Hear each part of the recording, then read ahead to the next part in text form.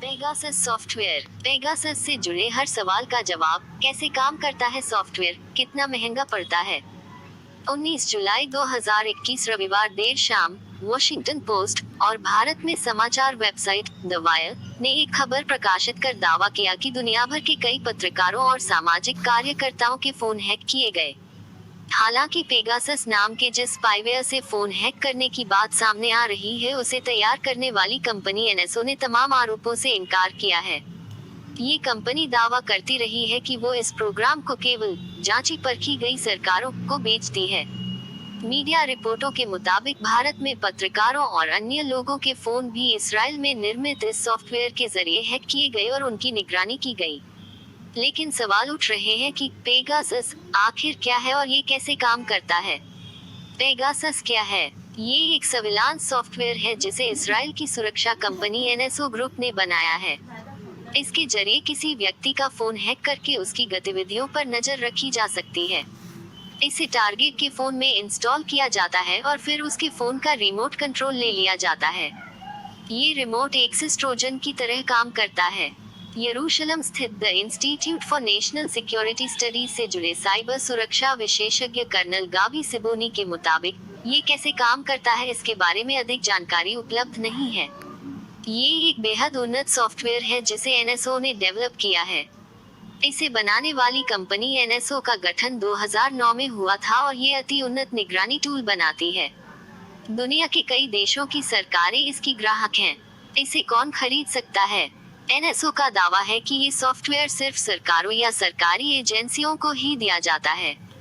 सार्वजनिक जानकारी के मुताबिक पनामा और मेक्सिको की सरकार इसका इस्तेमाल करती है। कंपनी के मुताबिक इसे इस्तेमाल करने वालों में 51% सरकारी खुफिया एजेंसियां हैं और 38% कानून लागू करवाने वाली एजेंसियां हैं, जबकि 11% सेनाएं हैं। एनएसओ के मुताबिक इसे आतंकवादियों पर नजर रखने और आतंकवादी घटनाओं को रोकने के मकसद से विकसित किया गया है। भारत सरकार इसकी ग्राहक है या नहीं, इसकी न ही पुष्टि की जा सकती है। गाबी सिबोनी के मुताबिक इसराइल में मिलिट्री और सर्विलांस टेक्नोलॉजी के एक्सपोर्ट को लेकर सख्त नियम हैं। ये एक्सपोर्ट शर्तों से बंधा होता है, उनका उल्लंघन होने पर कार्रवाई की जा सकती है। सिबोनी कहते हैं, जैसा कि रिपोर्टों में दावा किया जा रहा है कि इसका इस्तेमाल आम नागरिकों के खिलाफ किया गया है। यदि साबित होता है तो इसराइल सरकार इस पर कार्रवाई कर सकती है। इस सॉफ्टवेयर का लाइसेंस कितने का है? इसे किसके खिलाफ इस्तेमाल किया जा सकता है? इसका कोई स्पष्ट जवाब नहीं है। आमतौर पर ये गुप्त समझौते के तहत एक्सपोर्ट किया जाता है। कंपनी अलग अलग सरकारों को अलग अलग दाम पर ये सॉफ्टवेयर देती है। गाबी सिबोनी के मुताबिक इसकी जानकारी सार्वजनिक तौर पर उपलब्ध नहीं है। वहीं होलोन इंस्टीट्यूट ऑफ टेक्नोलॉजी में साइबर विभाग के प्रमुख डॉक्टर हारेल मेनाश्री कहते हैं कि ये बहुत महंगा होता है। डॉक्टर हारेल कहते हैं, सही कीमत तो हमें नहीं पता है, लेकिन ये अति उन्नत सिस्टम बहुत महंगे होते हैं। इनकी कीमत कई लाख डॉलर में होती है। डॉक्टर हारेल के मुताबिक एनएसओ ये सॉफ्टवेयर एंड यूजर एग्रीमेंट और लाइसेंस के तहत सिर्फ सरकारों या सरकारी एजेंसियों को देती है। वो कहते हैं, जो देश इतनी उन्नत सर्विलांस टेक्नोलॉजी नहीं विकसित करते हैं, वो इसे खरीदते हैं। ये ऐसे ही है जैसे कोई सैन्य विमान खरीदना। इसके इस्तेमाल की शर्तें होती हैं, लेकिन एक बार बिकने के बाद विक्रेता ये कंट्रोल नहीं कर सकता कि इसका इस्तेमाल कैसे होता है। हारेल कहते हैं, एनएसओ इसके कई वर्जन बेचती होगी और हर मॉड्यूल की अलग लाइसेंस फीस होगी। वास्तविक कीमत लाइसेंस एग्रीमेंट पर निर्भर करती होगी। मीडिया रिपोर्टों के मुताबिक कुछ चुनिंदा लोगों के सर्विलांस की लाइसेंस फीस ही करोड़ों रुपए में हो सकती है। हालांकि ये समझौता गुप्त होता है, ऐसे में ठोस रूप से ये नहीं कहा जा सकता कि एक व्यक्ति की निगरानी पर कितना पैसा खर्च हुआ। क्या एनएसओ डाटा एक्सेस करती है? हैकिंग कौन करता है? एनएसओ का कहना है कि वह सिर्फ सॉफ्टवेयर बेचती है, उसके इस्तेमाल पर उसका कोई नियंत्रण नहीं होता है। एनएसओ का कहना है कि वो इसके इस्तेमाल पर निगरानी नहीं रखती है और न ही इससे जुड़ा डेटा उसके पास होता है। डॉक्टर गाबी साबोनी कहते हैं, ये जटिल टेक्नोलॉजी है जिसे प्रशिक्षण के बाद ही इस्तेमाल किया जाता है। बहुत संभव है कि एनएसओ खरीदने वाली सरकारों के एजेंटों को प्रशिक्षण देती हो। वही प्रोफेसर हारेल कहते हैं, ये कोई एक टूल नहीं है बल्कि पूरा सिस्टम है जिसे प्रशिक्षण के बाद ही चलाया जा सकता है।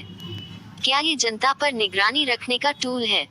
एनएसओ के मुताबिक ये मास सर्विलांस टूल नहीं है बल्कि खास लोगों की निगरानी के लिए है। इसके जरिए उन लोगों पर नजर रखी जा सकती है जिनके आपराधिक गतिविधियों में सम्मिलित होने का शक हो। ये टारगेट का फोन हैक करके उसकी निगरानी करता है।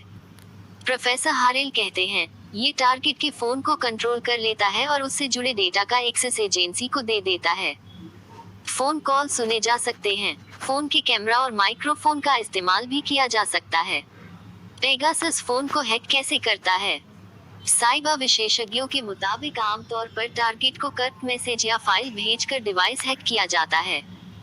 प्रोफेसर हारेल कहते हैं, इस सॉफ्टवेयर के बारे में बहुत अधिक जानकारी उपलब्ध नहीं है, लेकिन ये माना जा सकता है कि ये भी फोन को वैसे ही हैक करता होगा जैसे बाकी टूल करते हैं, बस इसका तरीका हो सकता है अति उन्नत हो। कोई ना कोई कमजोरी तो हैकर देखते ही हैं। वहीं कर्नल गाबी सिबोनी कहते हैं, ये कहना मुश्किल है कि ये कैसे काम करता है। ये एनएसओ का बिजनेस सीक्रेट है।